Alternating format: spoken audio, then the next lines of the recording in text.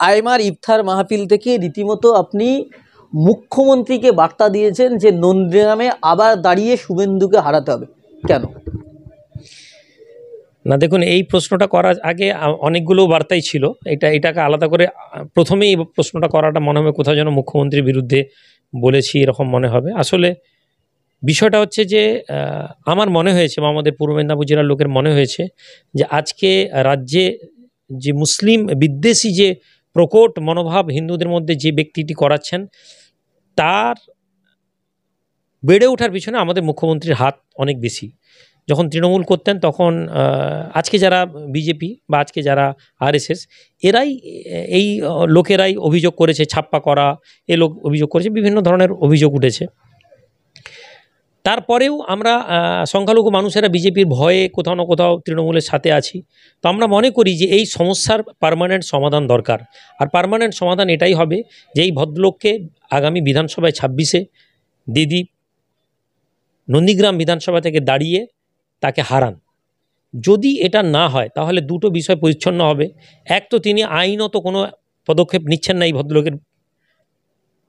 অপরদিকে আমরা মনে করব যে তিনি চাইছেন যে এরকম একটা হিন্দু মুসলিম খেলা হোক, যাতে এই হিন্দু মুসলিমের গল্পে কোথাও না কোথাও সংখ্যালঘু মানুষ ভীত সন্তুষ্ট থাকুক এবং তৃণমূলের ভোট ব্যাংকটা মজবুত হোক। আপনি দেখলাম যে কিছুদিন আগে ফেসবুকে লাইভ এসে হুমায়ুন কবিরের মন্তব্যকে বা হুমায়ুন কবিরকে সাপোর্ট করলেন, যে হুমায়ুন কবির শুভেন্দু অধিকারীর বক্তব্যের কাউন্টার দিয়ে বলেছিলেন ঠুসে দেব, তারপর তাকে দল শোকজ করা হয়। তো তখন আপনি লাইভ এসে বললেন হুমায়ুন কবিরের সঙ্গে আপনারা থাকবেন, লাইভে সমর্থন করেছেন। না আসলে দেখুন, এখানে আপনিও মনে হয় আমার বক্তব্যকে না খুব গভীরভাবে না বুঝলে আপনি বুঝতে পারবেন না যে আমি কোন ধারাতে কথা বলি। আমি ওই বক্তব্যে বলেছি যে হুমায়ুন কবির সাহেব রাজনৈতিক মতবিরোধ আছে। আমরা জানি হুমায়ুন কবির সাহেব বিজেপি করেছেন, বিজেপি প্রার্থী হয়েছেন, সব জানি। কিন্তু আসলে অবজেকশনটা ছিল আমাদের মুখ্যমন্ত্রীর বিরুদ্ধে। কিসের জন্য? যে মুখ্যমন্ত্রী একটা সময় স্টেটমেন্ট দিচ্ছেন যে সংখ্যালঘু লোকেরা বাইরে বেরোলে পাবে, তো তার মানে কোথাও না কোথাও সংখ্যালঘু লোককে উৎসাহী করা, যে সংখ্যালঘু লোক এই লোকের বিরুদ্ধে রাস্তা যদি নামে। তাহলে আমি যদি বলি আমার ছেলে যদি ধরে তোকে মারে তুই পারবি তো, তাহলে কোথাও না কোথাও আমার ছেলে এনকারেজ হবে। আরে আমার বাবা যখন বলছে ধরে মার, তার মানে না বললেও সে উৎসাহী। এটা হিউম্যান সাইকোলজি। তো সেখানে দিদি বলছেন সংখ্যালঘু মানুষ যদি রাস্তায় বেরোয় তো ও বেরোতে পারবে। তো এর কিছুদিন পরে হুমায়ুন কবির সাহেব একটা কাউন্টার করেছেন, যেটা একজন বিধায়ক হিসাবে বা গণতন্ত্রের দেশে হয়তো খুব ভালো কাউন্টার অ্যাটাক ছিল না, কিন্তু শোকজ করাটা নিয়ে আমার অবজেকশন ছিল। তার বক্তব্যকে সমর্থন করে যতটা করেছি, তার থেকে বেশি যে শোকজ যেটা করেছে এর এগেনস্টে কিন্তু আমি দাঁড়িয়ে তার পক্ষে আমি কথা বলেছি। ফলে এই জায়গাটা বুঝতে হবে যে দিদি একদিকে সংখ্যালঘু মানুষদেরকে কোথাও না কোথাও উৎসাহ দিচ্ছেন এবং সংখ্যালঘু মানুষ কোথাও না কোথাও ধর্মীয় ভাবনায় উদ্বুদ্ধ হয়ে গণ্ডগোল করবে এবং এটা একটা ল অ্যান্ড অর্ডার ইস্যু হবে। অপরদিকে একটা দাঙ্গা হলে সংখ্যালঘু মানুষ, এবং এই দিদির হাওড়া জেলা আমাদের অভিজ্ঞতা আছে, দাঙ্গাতে হিন্দু মুসলিম দাঙ্গা হয়েছে। আপনি আজকের দিনে মুসলমানরা ভুলে গেছে, হাওড়া জেলার লোক ভুলে গেছে। আপনি জানেন এই মুসলিম ছেলেদের জামিন হতে জামিন করাতে কত সময় লেগেছিল। সেখানে কোথাও না কোথাও আমরা পরোক্ষভাবে হয়তো সেখানে কাজ করেছি, ডাইরেক্ট ফেসবুকে বা লাইভে এগুলো আনার প্রয়োজন হয়নি। কিভাবে সাইলেন্টলি এই লোকগুলোকে জামিন করাতে হয়েছে, প্রশাসন কত টাকার বিনিময়ে এই সাধারণ ঘরের ছেলেগুলোকে জামিন করিয়েছে, এই ইতিহাস আমরা দেখেছি।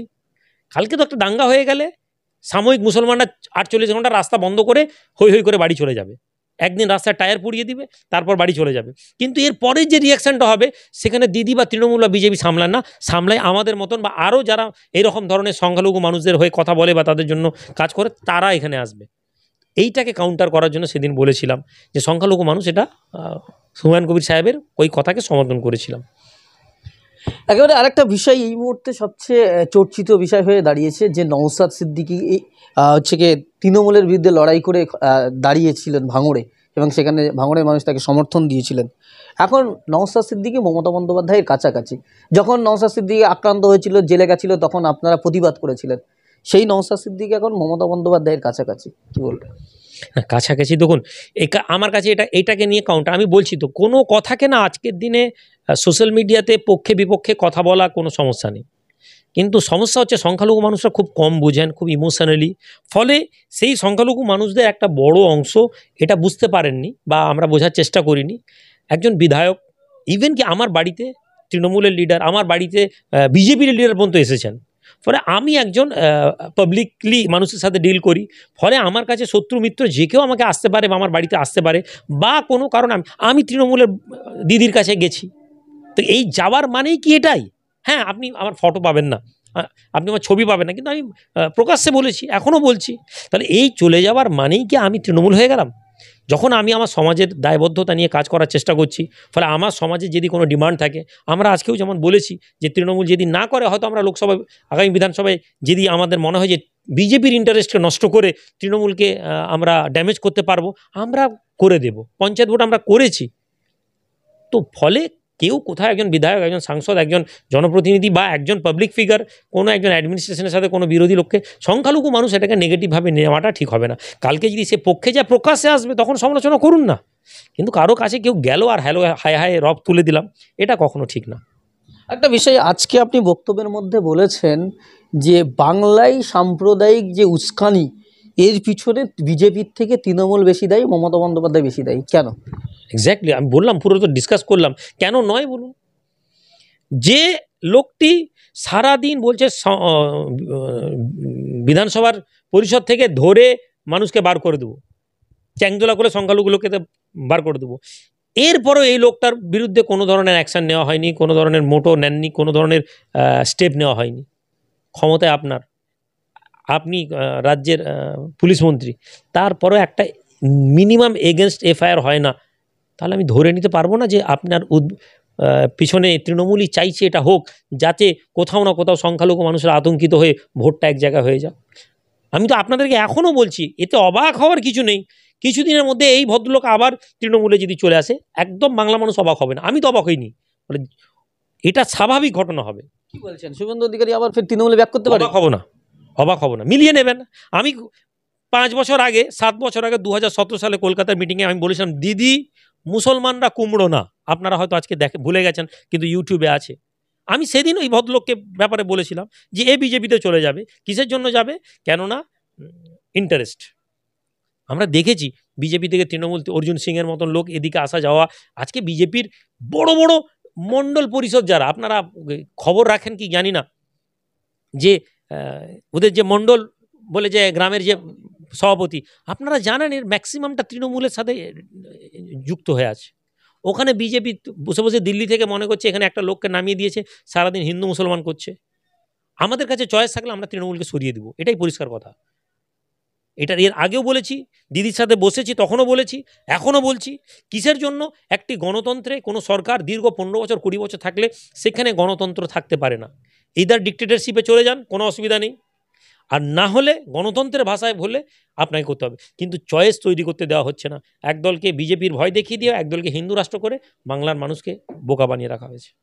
আপনি আপনার বক্তব্যের মধ্যে বললেন আজকে, যেটা দেখলাম যে যে যখন দিদি এত মুসলমানদের ভালোবাসেন বা দিদি এত ভালো, যে যখন লোকসভায় বিল পাস হয় তখন সমর্থন করেন অথবা ওয়াকআউট করে বেরিয়ে চলে আসে। তো আমরা দেখছি যে ওয়াকফ সংশোধনী বিল এবারে হচ্ছে লোকসভায় আসবে, সেই বিল এসেছে অলরেডি, এবার সেখানে পাস ভোটাভুটিতে আসবে, সেটা পাস হবে কিনা। এবং ওয়াকফ নিয়ে তৃণমূলের মুখ থেকে বা মুখ্যমন্ত্রীর মুখ থেকে এখনও পর্যন্ত কোনো কথা বেরোয়নি। এবং সবচেয়ে বড় বাংলা সংখ্যালঘুদের যেটা সমস্যা, সেটা হচ্ছে এই মুহূর্তে ওবিসি রিজার্ভেশন। এই দুটো নিয়ে, ওবিসি নিয়ে ওবিসির জন্য চাকরি বন্ধ করে দেওয়া হচ্ছে বলে মুখ্যমন্ত্রী বারবার বলছেন। বিরোধী দলনেতা বা বিজেপি যা বলছেন যে হিন্দুদের চাকরি বঞ্চিত করছে, আর ওদিকে ওয়াকফ নিয়েও কোনো কথা বলছে না। বিষয়টা নিয়ে কি? এ বিষয় নিয়ে আর কিছু বলার নেই। এ বিষয় নিতে গেলে আমাকে মুসলিম লিডারদেরকে নিয়ে বলতে হবে। দেখুন, আমি আমার একটা স্বল্প জায়গায় আমি কথা বলি, আমি জনপ্রতিনিধি নই, ফলে আমি আইন প্রণয়ন করা, আইনের ভূমিকা আমার নেই। কিন্তু আগে মুখ্যমন্ত্রীর ব্যাপারে বলতে গিয়ে, বলার আগে যারা সংখ্যালঘু যারা জনপ্রতিনিধি আছেন তাদের ব্যাপারে বলতে হবে। আর এটা বলতে গেলেই আমরা যারা সংখ্যালঘু মানুষ, আমরা মনে করবো যে আমি ব্যক্তি আক্রমণে চলে যাচ্ছি। ফলে পশ্চিমবঙ্গে সংখ্যালঘুদের উন্নতি কোনোদিনই সম্ভব নয় তৃণমূল, সিপিএম, কংগ্রেসের আন্ডারে থেকে। এদের তৃণমূলকে সমর্থন করে এরা এগোতে পারবে, বাট এদের ইন্ডিভিজুয়ালি একটা আইডেন্টিটি থাকা দরকার, যেটা আমি বারবার বলেছি।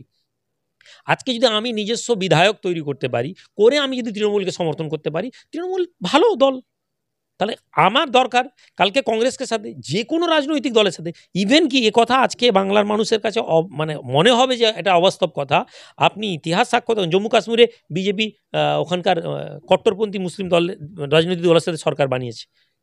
ফলে কালকে যদি আপনার কাছে 70টা রাজনৈতিক এমএলএ তৈরি হয়ে যায় পশ্চিমবঙ্গে, 100টার মতন এমএলএ তৈরি করা সম্ভব, মাইনরিটি ভোটেরা যদি সচেতনভাবে এক জায়গায় ভোট করে 100টা এমএলএ তৈরি হওয়া সম্ভব। এবং যদি আমরা সেকুলারলি ভালো হিন্দু মানুষদেরকে দিই, তাহলে অবাক হওয়ার কিছু নেই যে যদি হিন্দু বড় বড় যারা শিক্ষিত মানুষ, যারা প্রফেসর, ডাক্তার, এরকম ধরনের ক্যান্ডিডেট যদি আমরা আনতে পারি, বাংলার মানুষ যদি এটা বুঝতে পারে, তাহলে এখানে আমরা যে কোনো একটি থার্ড ফ্রন্ট আপনাকে সরকার বানাতে পারবে। ফলে এটা আমাদেরকে বুঝতে হবে, আমরা লড়াই করছি, কিন্তু এ লড়াই খুব কঠিন। অর্থের বিনিময়ে একটি জাতির লোক 500 টাকার ভোটের বিনিময়ে বিক্রি হয়ে যায়, সেখানে এত তাত্ত্বিক কথাবার্তা বলে তো খুব লাভ নেই।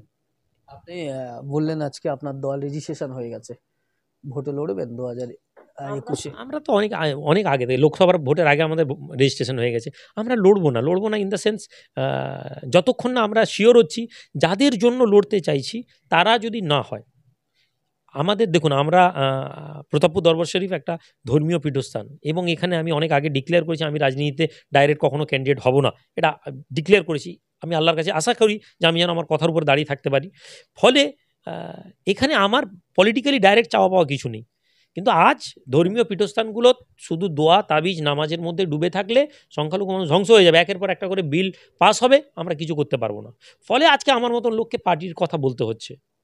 আজকে যদি একটা কোনো রাজনৈতিক দল, ভালো পলিটিক্যাল দল, যারা সংখ্যালঘুদের ইন্টারেস্টে কাজ করবে, তৃণমূল কালকে ইন্টারেস্টে কাজ করা শুরু করে দিক না, আমাদের কিছু যায় আসে না। কালকে দিদি বলুন না এই পূর্ব মেদিনীপুর পশ্চিম মেদিনীপুরে আমাদের কতটা প্রভাব আছে তারা তো জানে। আমি তো বলে দিয়েছিলাম লোকসভা ভোটে আমরা প্রার্থী দেবো না, কিন্তু বিজেপি এখান থেকে জিতবে, তৃণমূল হেরে যাবে, ভোটের আগে ডিক্লেয়ার করেছিলাম, আপনাদের কাছে ভিডিও আছে, ইন্টারভিউ দিয়েছিলাম। তাহলে আমাদের ক্ষমতা কী আছে আমি জানি। আমরা আরএসএসের ক্ষমতা দেখতে পাবেন না, আরএসএস মব নিয়ে মিটিং করে না।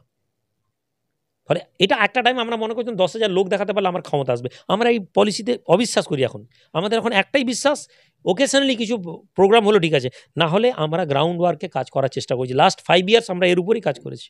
ফলে পূর্ব মেদিনীপুর জেলায় যে যত বড় অর্গানাইজেশন আসুক, যে যত বড় নেতা আসুক, আইমা যদি সাপোর্টে না থাকে সেই দলের, অথবা যদি নিউট্রাল না থাকে, সেই দলের জেতা কখনো সম্ভব নয়। সেটা তৃণমূলও হতে পারে, বিজেপিও হতে পারে, সময় এলে এটা মিলিয়ে নেবে।